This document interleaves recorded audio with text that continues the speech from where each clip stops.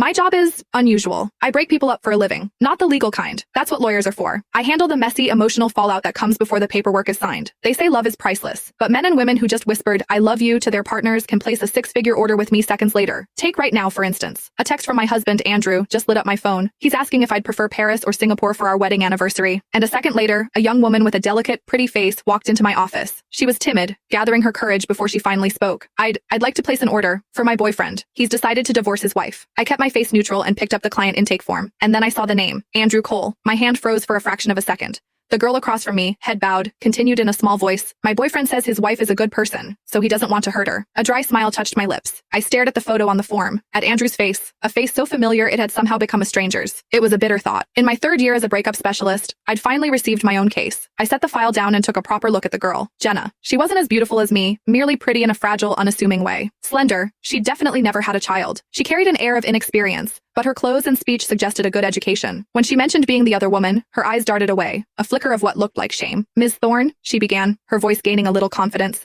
"what would you recommend for a situation like mine?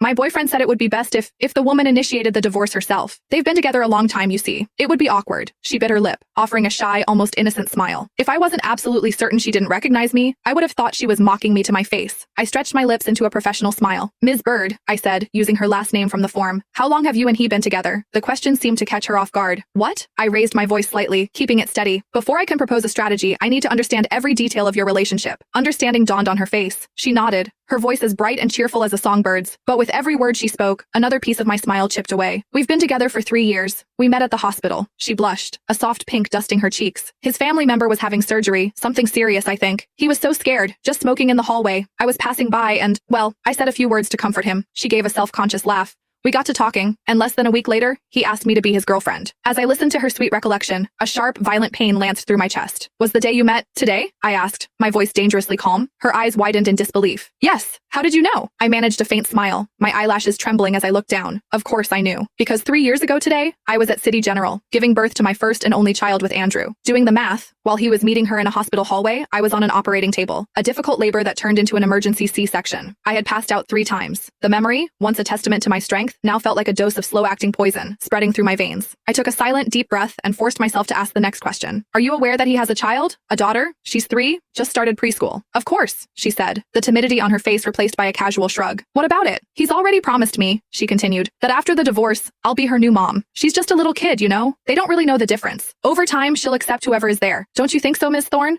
My knuckles turned white as I gripped the file. I nodded, my voice betraying nothing. "Yes, you're right. Too bad you'll never get the chance."